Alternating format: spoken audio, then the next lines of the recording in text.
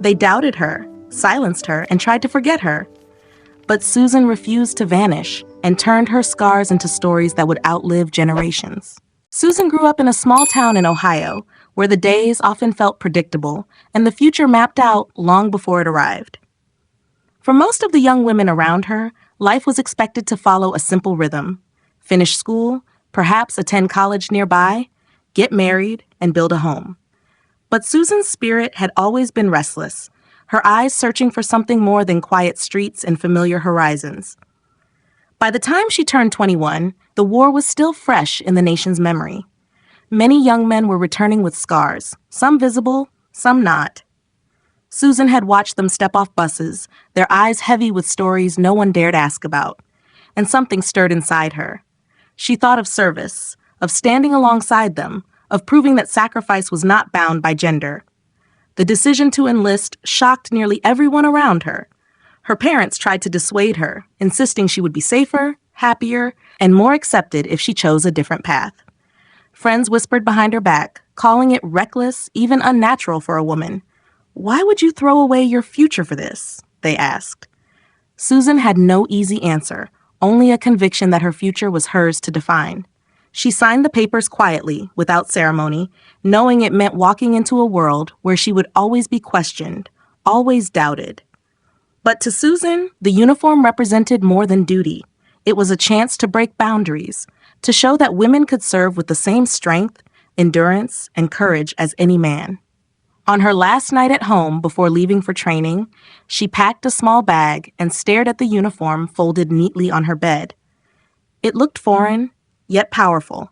She wondered if it would ever truly feel like hers, or if it would always be a costume others believed she was unfit to wear. As the sun rose over Ohio the next morning, Susan stepped outside, her heart pounding with fear and determination. Neighbors watched from porches, some offering polite nods, others shaking their heads in quiet disapproval. She carried their doubts with her, but not as chains, more like fuel. Every doubt would become another reason to prove them wrong. She boarded the bus to training not as the girl her town thought they knew, but as a soldier in the making. The road ahead was uncertain, filled with challenges she could not yet imagine. But one thing was clear: Susan was no longer content to live the life expected of her. She was stepping into a life of her own choosing, and that choice would shape not only her destiny, but the stories she would one day carry back to the world. When Susan first arrived at the training base, the air was thick with dust, sweat, and tension. Rows of recruits lined up in identical uniforms, their faces tense, trying to mask fear with pride. But Susan's presence was different, and she could feel it. She was one of only a few women in the entire company, and the eyes on her were not welcoming. From the very beginning, she sensed the skepticism. Some of her male peers avoided making eye contact, as if her presence diminished the seriousness of their mission. Others were less subtle, muttering comments when they thought she couldn't hear. "She won't last 2 weeks. What's she doing here?" The words stung, but Susan swallowed them down, refusing to give them the satisfaction of a reaction. Training was brutal. The early mornings began with punishing runs, boots pounding against gravel, while drill sergeants barked orders sharp enough to pierce the air.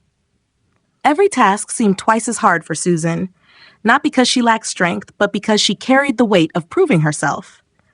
When others stumbled, it was seen as fatigue. When she stumbled, it was a sign she didn't belong. She learned quickly that silence was her greatest weapon. Instead of arguing, she ran faster. Instead of defending herself, she pushed harder. Her arms ached from lifting gear, her lungs burned from endless drills, but she refused to give in. At night, while others collapsed into sleep, Susan lay awake staring at the ceiling, replaying the day's whispers, promising herself she would outlast them all. There were moments of small victories.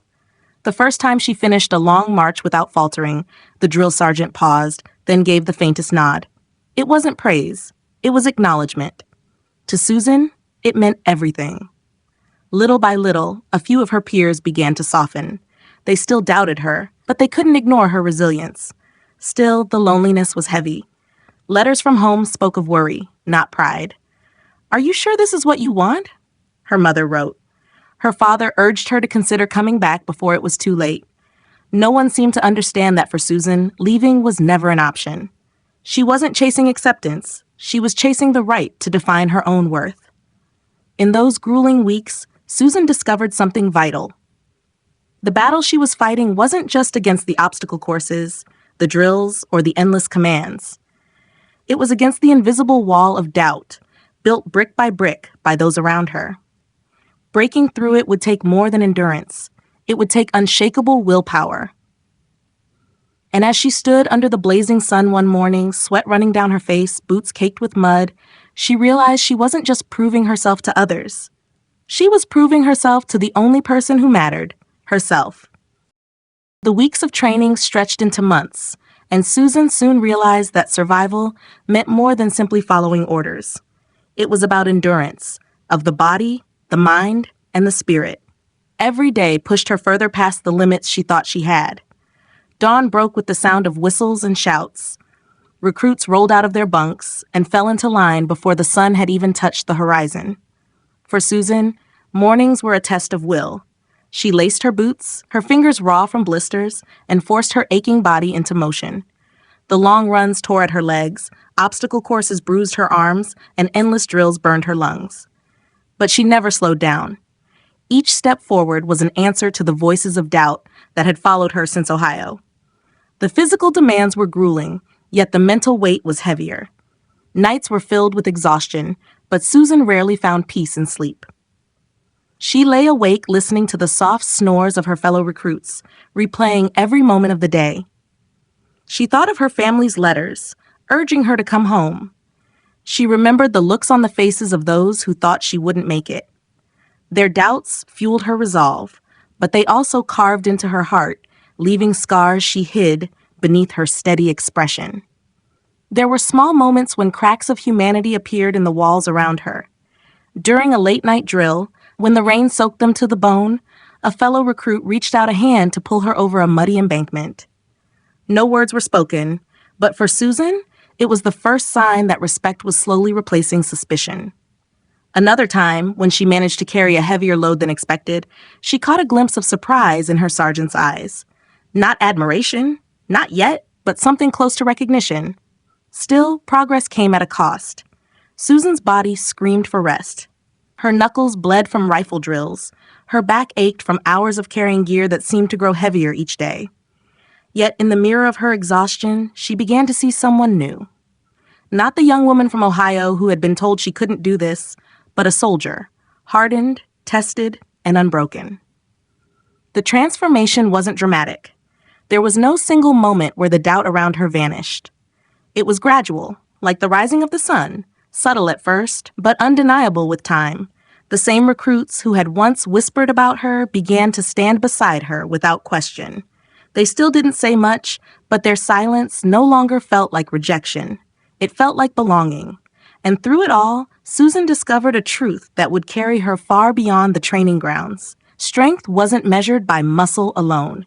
It was measured in the quiet persistence to keep going, even when every part of you screamed to stop. The day Susan left the training grounds and stepped onto foreign soil, the air felt heavier, as if it carried the weight of countless stories of struggle. The battlefield was nothing like the drills. There were no neat obstacle courses, no carefully timed commands. Out here, chaos reigned.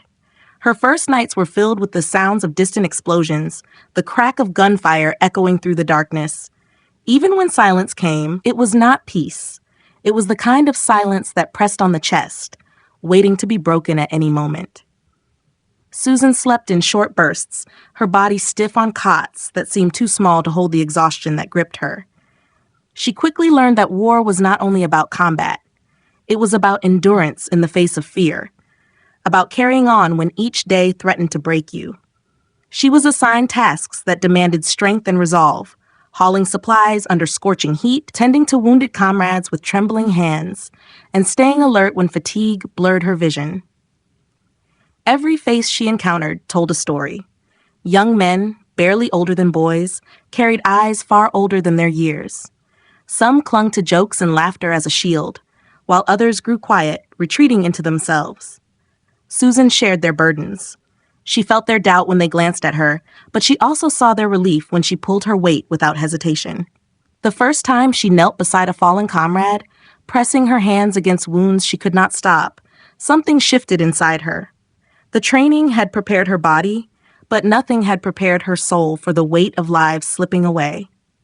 She whispered words of comfort, words she barely believed herself, but she gave them anyway, because sometimes hope was the only thing left to offer.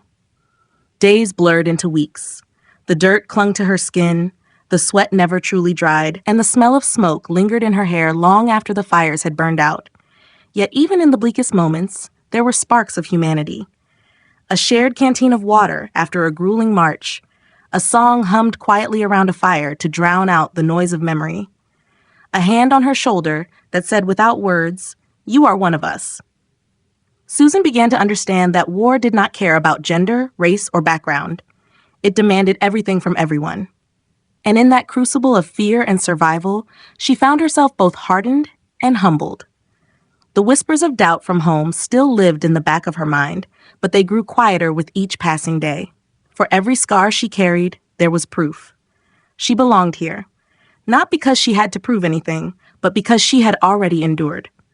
War was relentless, unforgiving, and merciless. But in its chaos, Susan found the truth she had sought since Ohio.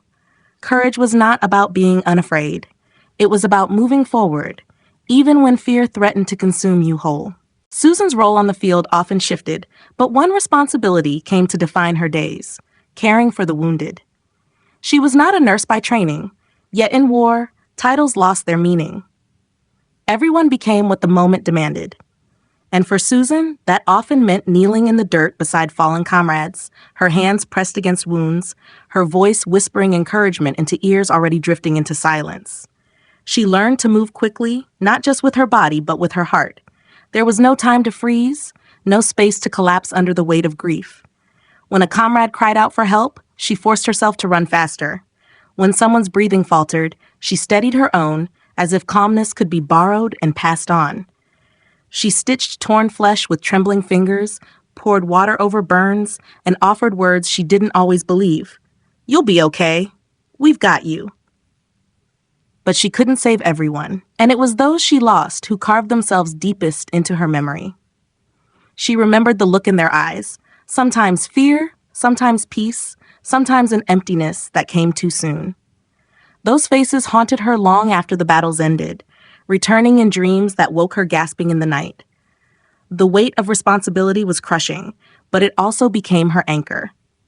Each life she touched, each hand she held in their final moments, was a reminder that her presence mattered. The same doubts that once echoed in her ears, that she didn't belong, that she wasn't strong enough, were drowned out by the simple truth of action.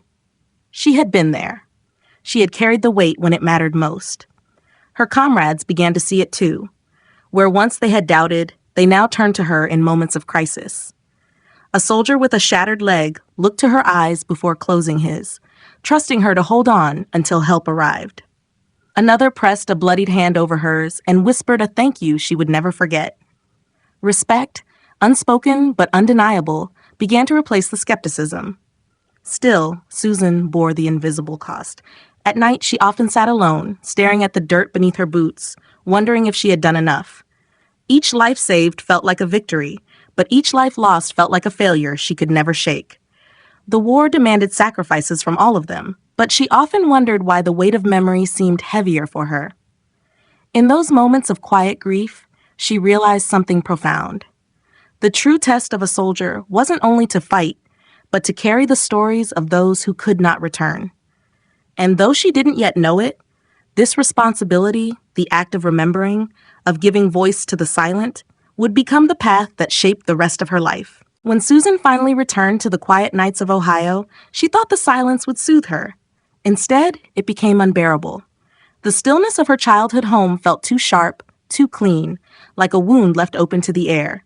She would lie in bed, staring at the ceiling, waiting for the hum of helicopters, the shouts of commands, the sudden blast of chaos that never came. Sleep abandoned her.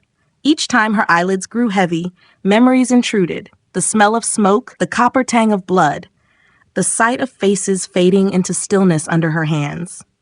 Some nights she woke in a cold sweat, her chest tight, her fingers clenched as if still pressing against wounds that were no longer there. Her mother would knock gently on her door, asking if she was all right. Susan always answered yes, though her voice often cracked under the weight of the lie. It wasn't just the nights that betrayed her. In daylight, ordinary sounds became triggers. A car backfiring on the street jolted her heart into her throat. The slam of a locker in a school hallway made her flinch. Even laughter, innocent, carefree laughter, sometimes cut her deeply, reminding her of comrades whose voices would never echo again. Her community didn't understand. Neighbors smiled politely, sometimes with a tinge of suspicion. A woman in uniform wasn't what they expected, and they struggled to imagine what she had endured. To them, she looked the same Susan, who had left. Young, bright-eyed, full of promise. But inside, she felt aged beyond her years, carrying invisible scars that words could not fully explain. She tried to bury it, to silence the memories. She picked up odd jobs, attended local gatherings, forced smiles when people asked how she was adjusting. But beneath the surface, her thoughts remained trapped in the past. The battlefield had followed her home, and it lived within her. Sometimes she sat by the window late at night, notebook in hand, trying to write it down. At first, they were fragmented words, names, sounds, images too heavy to speak aloud. Slowly, the notebook filled with sketches of memory, scenes she couldn't erase, voices she feared forgetting. She didn't yet realize it, but those scribbles were the beginnings of something more. A way to survive, a way to transform pain into meaning. For now, though, the pages were only a mirror, reflecting back the chaos inside her. She felt suspended between two worlds, no longer at war, but not at peace either. The war had ended, yet it lived on in her body, her mind, her every breath. And the question haunted her daily: how could she move forward when part of her was still trapped in the past? The turning point in Susan's life came quietly, almost by accident. One evening, after another sleepless night, she brought her notebook to a small community center. There was a writing group that met once a week, mostly retirees, teachers, and a few high school students who loved poetry. Susan sat in the back, unsure if she even belonged. When her turn came, she hesitated. Her hands trembled as she unfolded a page from her notebook. The words were raw, unpolished, fragments of memory stitched together with pain. She began to read about the weight of silence in the barracks, the helplessness of watching life slip away, the loneliness of returning home to a world that seemed unchanged while she was forever altered. At first, she expected confusion, maybe even judgment, but instead the room grew still. Faces softened, eyes filled with quiet understanding. When she finished, no one clapped. They didn't need to. The silence that followed felt different from the silence in her bedroom. It was heavy with respect, with recognition. Afterward, an older woman approached her, tears in her eyes. "I never understood what it was really like," she whispered. "But now, I think I do, at least a little. Thank you for sharing." Those words struck Susan deeply. For the first time, she realized that telling her story wasn't just for herself. It could bridge a gap between her world and theirs, between the battlefield she carried and the safe streets they took for granted. Her pain, when spoken, became a thread that connected her to others instead of isolating her. She began attending more regularly, each week reading a little more, writing a little deeper. What started as scribbles in the dark became stories shaped for others to hear. With each telling, the burden grew lighter, not gone, but shared. Soon, people began asking her to speak beyond the writing group. A local teacher invited her to talk to high school students studying history. Nervous, she stood before the class, unsure how teenagers would respond. But as she spoke, she saw their faces shift. Curiosity, then empathy, then a kind of reverence. They weren't just listening to facts. They were listening to a life lived in the shadows of conflict. Walking out of that classroom, Susan felt something stir inside her, a sense of purpose she hadn't felt since before the war. Perhaps this was the path forward, not erasing the past, but giving it meaning. The war had taken so much from her, but through storytelling, it might also give her something back: connection, healing, and a way to transform scars into lessons for others. Susan never planned to become a teacher, let alone one who would teach through stories of war. But life often builds paths out of what once felt like ruins.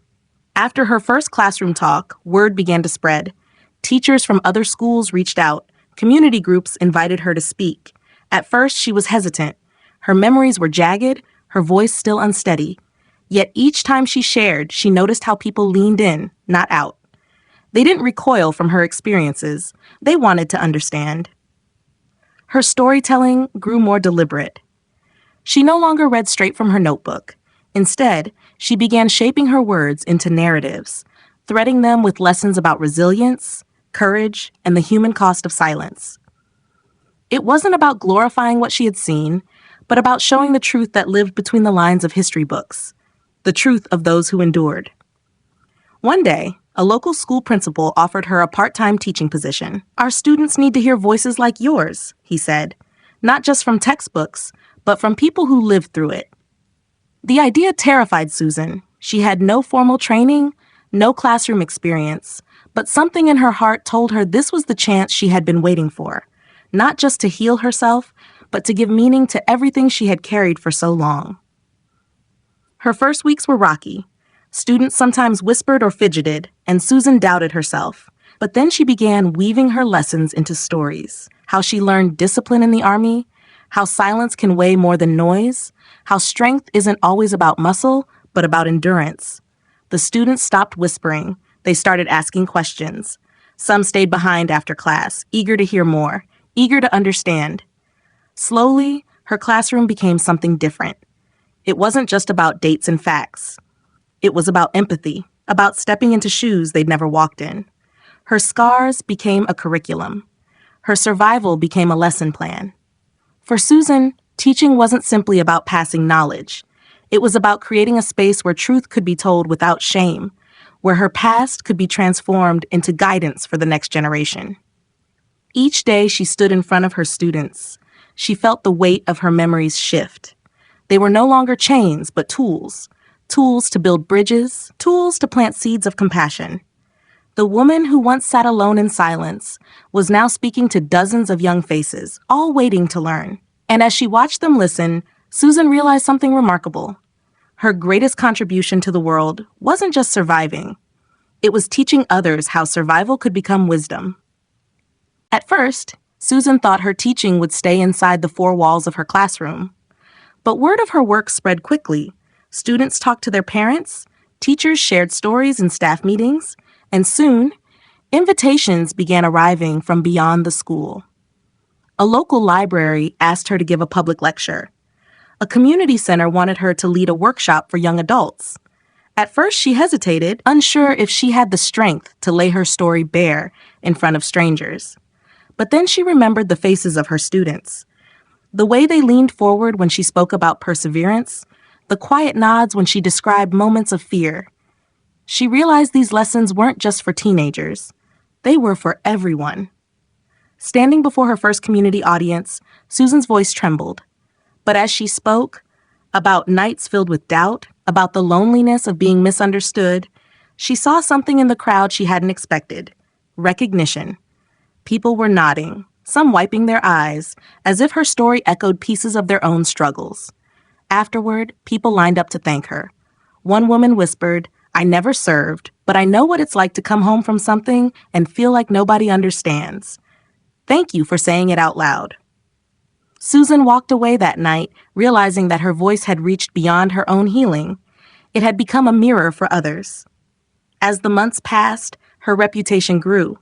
She was no longer just the former soldier who teaches at the high school. She became the woman who helps us understand. Her talks weren't confined to war stories. She spoke about resilience, about what it meant to face hardship and keep moving forward. Soon, the local newspaper ran a piece on her. The headline read, "From Soldier to Storyteller, How One Woman is Teaching a Town to Listen." The article brought even more invitations from neighboring towns and organizations. People began to see her not as someone defined by suspicion or doubt, but as a guide who could turn the weight of the past into lessons for the present. For Susan, this recognition was more than validation. It was liberation. For years, she had been burdened by silence and shadows. Now, her words were not just hers. They belonged to the community, a shared thread binding people together in understanding. And in that recognition, Susan found something she never expected.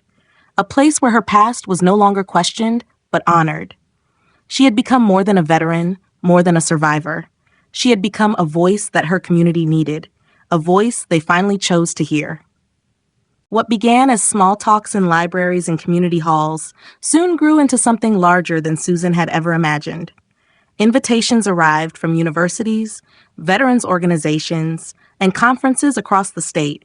Her name started circulating in circles she never thought she would enter, not as a soldier, but as a storyteller. When she stood before her first university auditorium, the room was filled with hundreds of young adults. The lights dimmed, and silence settled as she began. Susan didn't rely on grand gestures or dramatic words. She simply told the truth of sleepless nights, of doubt, of the strength it took to walk into a world that seemed to have no place for her. And in that honesty, the audience leaned in closer, hungry for every word. Professors later said her talk sparked discussions for weeks. Students wrote essays not about history, but about courage, healing, and the need to listen to voices often ignored. For Susan, that was proof her words were no longer confined to her own town. They had begun to ripple outward, shaping minds far beyond what she could see. Her story reached the media again, this time on a statewide scale. Local TV stations interviewed her, asking what it meant to be both a soldier and a woman carrying the burden of memory. She answered plainly, "It means living with both the weight and the gift of survival, and choosing to share it so others don't feel alone." Soon, Susan found herself traveling across the country, standing on stages where people from every background gathered to listen. What had once been doubt about her worth had turned into clarity. Her story wasn't just about her. It was about all those who had carried silent battles home. In these moments, Susan realized she had become something unexpected. Not just a teacher of history, but a teacher of humanity. Her voice reminded audiences that courage doesn't always roar. It sometimes whispers in the act of telling the hardest truths. And though the scale had changed, from classrooms to auditoriums, from local papers to national interviews, Susan carried herself the same way she always had. Steady, honest, and unflinching. Each time she spoke, she felt the weight of her past transform into something lighter, something shared. Her words had found wings, and now they traveled farther than she ever dreamed. Susan was no longer defined by suspicion or silence. She had become a symbol, a living proof that the act of telling one's story could heal not just the teller, but the world around them. As the years went by, Susan began to notice something remarkable. Her story no longer belonged to her alone. Former students who once sat quietly in the back of her classroom now wrote to her from across the country. They were journalists, teachers, social workers, and community leaders, and many of them said the same thing. "Your story changed the way I listen to others." In local coffee shops, she was occasionally approached by young adults who remembered her lectures. They didn't always recall dates or statistics, but they remembered the emotion in her voice, the way she described the silence after the battlefield, and the courage it took to speak when others doubted her. They told her those lessons stayed with them, shaping how they treated people in their own lives. At school reunions, colleagues marveled at the reach of her work. "Susan, you didn't just teach history," one of them once said. "You made history human." That was when she realized her true legacy wasn't just in the books she wrote or the speeches she gave, but in the countless hearts she had touched, one story at a time. The community that once whispered doubts about her now saw her as a pillar.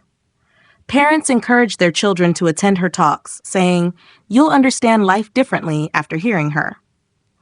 Local organizations invited her to speak not just about war, but about resilience, honesty, and the power of storytelling itself.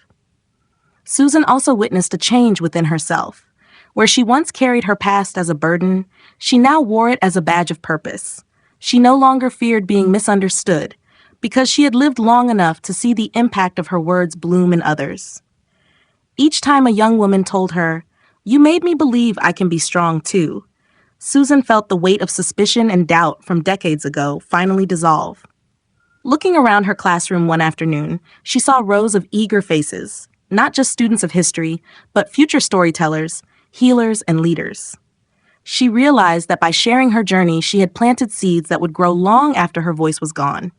Her story had transformed from a personal act of survival into a living legacy. And in those quiet moments, Susan understood that she had become what she once sought herself: a guide, a voice of truth, and a reminder that stories, when spoken with courage, could outlive even the harshest of battles. As Susan aged, the sharp edges of her past softened, but the echoes of her journey never disappeared. She no longer walked into classrooms 5 days a week, chalk in hand, but the lessons she had planted continued to grow without her. She would receive letters and emails from former students now scattered across the country, some working as teachers, others as counselors, writers, or community leaders.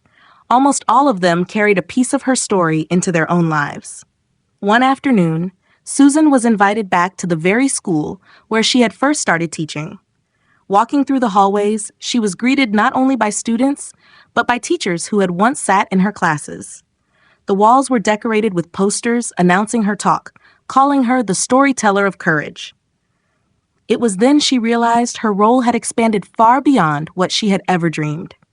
She was no longer just a teacher. She was a touchstone for a generation, learning how to carry memory and empathy into the future. Community groups began organizing annual events where Susan was a guest of honor. At one gathering, a young woman approached her with tears in her eyes. "Because of you, I became a writer. I wanted to give voice to people who feel forgotten, just like you gave voice to yourself." Susan listened quietly, humbled, her heart swelling with both gratitude and disbelief. What once felt like a lonely burden had become a shared flame, passed from one hand to another. Her story had also reached academic circles. Universities cited her talks as examples of oral history's power to shape cultural understanding. Professors invited her to guest lectures not only for history classes, but for psychology, literature, and even leadership courses. Each invitation was proof that her life had grown into something larger than her, a testament to resilience and truth.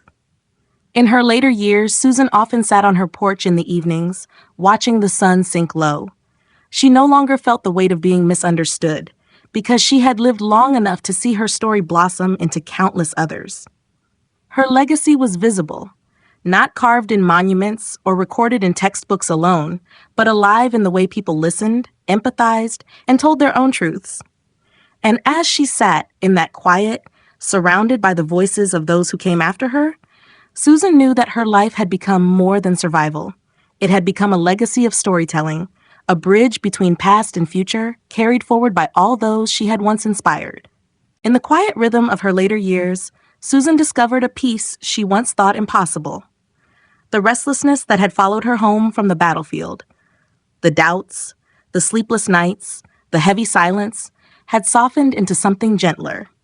She spent her mornings tending to a small garden behind her house, watching flowers bloom as if they too carried stories of resilience. Her evenings were often filled with visits from neighbors, former students, and young teachers who wanted to learn from her. They didn't come with questions about dates or strategies of war. Instead, they asked about endurance, about how to find strength when the world seems unforgiving. Susan answered them with the same honesty that had defined her life. "You don't erase pain," she would say. "You carry it, and in carrying it, you find your own way to transform it." By this time, the community no longer saw her as just a veteran, or even just a teacher. To them, she was a living reminder of what it meant to survive and to turn survival into meaning. Her story had become woven into the identity of her town. Local festivals invited her to speak, not out of obligation, but out of reverence. Children who had never sat in her classroom grew up hearing her name as a symbol of courage. Susan also found a quiet joy in writing letters, sometimes to old friends, sometimes to students she had mentored decades earlier. Each letter carried her warmth and her wisdom, a way of leaving pieces of herself in the world for when she was gone. She knew time was catching up with her, but the thought didn't frighten her anymore. She had built something lasting, something that would live far beyond her. On her porch, under the golden glow of the Ohio sunset, Susan often reflected on the path she had walked. From the skepticism she once endured to the respect she had earned, from being silenced to becoming a voice for many, her life had been a journey of transformation. And now, in the twilight of her years, she felt content. Her story was no longer just hers. It belonged to every student who carried her lessons, every person who found courage in her words, and every community that chose to listen.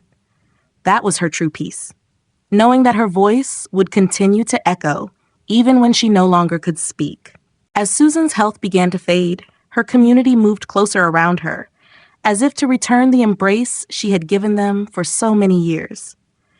The town organized an event in her honor, not as a farewell, but as a celebration of her journey. Former students traveled back, carrying their families with them, eager to show the woman who had once shaped their lives. At the gathering, voices rose one after another. Some spoke about how Susan's stories had helped them understand their parents or grandparents better. Others remembered the strength her honesty had given them during their own struggles. Each testimony revealed a truth Susan had never fully grasped. Her story had not only taught history, it had changed lives. In her final public appearance, Susan spoke softly but clearly.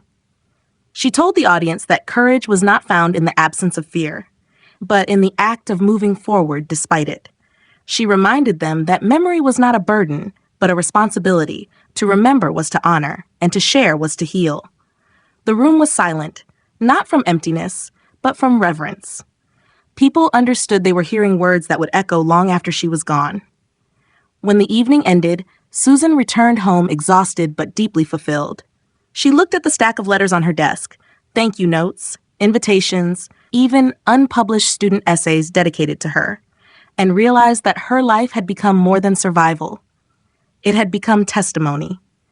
The community began to speak of her as a symbol, not just of resilience, but of truth.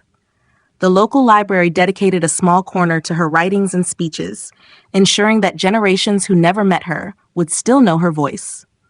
Schools included her story in lessons about perseverance and the importance of listening to overlooked voices. For Susan, this was the greatest gift. She had not sought recognition, yet it came. She had not planned to leave behind a legacy, yet it grew from the seeds she had sown in honesty. And as her days grew quieter, she rested in the knowledge that her voice had already outlived her silence. In the final stretch of her life, Susan found herself surrounded not by shadows of doubt, but by the warmth of community. The home she had lived in for decades became a place of gathering, neighbors dropping by with fresh pies, former students sitting on her porch to reminisce, children listening with wide eyes as she shared fragments of her past. What once had been silence now brimmed with voices, laughter, and gratitude.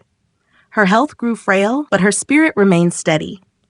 Every morning, she would sit by the window with a cup of tea, watching the world outside move forward. She no longer felt like an outsider to life. Instead, she felt part of a greater story that continued without her, shaped in part by her own words. Susan's greatest comfort came from the knowledge that her voice had not faded into obscurity. The stories she had once feared no one would believe had become touchstones for generations. Teachers taught them in classrooms. Writers quoted her words. Young women carried her courage like a secret inheritance. She was no longer fighting to be heard. She had become part of the chorus of history. On quiet evenings, when the Ohio sky burned with the colors of sunset, Susan would lean back and smile. The doubts that once haunted her had dissolved long ago, replaced by the certainty that she had lived with purpose. She had turned suspicion into trust, silence into truth, and memory into legacy. When her final days arrived, she was not alone. Friends, neighbors, and former students kept vigil, their presence a living testament to the life she had built. They didn't speak of war or of struggle, but of courage, kindness, and the gift of her storytelling. Susan left the world the way she had lived her last years, quietly, truthfully, and surrounded by those who carried her lessons forward. Her legacy was not carved in monuments, but in the voices of all who learned from her. And as the community remembered her, they spoke not only of the battle she endured, but of the peace she created in the hearts of others. Her story had begun in suspicion, but ended in reverence. Susan, once doubted, was now remembered as a teacher, a storyteller, and above all, a beacon of truth. Susan's journey reminds us that legacy is not built in grand monuments, but in the quiet courage to speak when silence feels easier. From her early years of suspicion and doubt To her final days of reverence, her life traced the arc of transformation. She carried memories of battle, the sting of being misunderstood, and the weight of finding her place in a world uncertain of her role. Yet she chose not to remain silent. By turning her story into lessons, Susan gave generations the tools to see history not as distant dates, but as lived human experience. Her classrooms became sanctuaries where truth and vulnerability were welcomed. Her lectures evolved into bridges between past and present, reminding all who listened that survival alone is not the end of the story. Healing, sharing, and inspiring are what give survival meaning. In her final years, the community that once doubted her embraced her as a symbol of truth and resilience. Her voice continued to ripple through students, teachers, and families who carried her lessons forward. Susan's life shows that even the most fragile stories, when spoken with honesty, can reshape how we see ourselves and others. She left behind no battlefield medals on display, but something greater, a living legacy in the hearts of all she touched. And perhaps that is the truest measure of victory. Not in what is endured, but in what is passed on.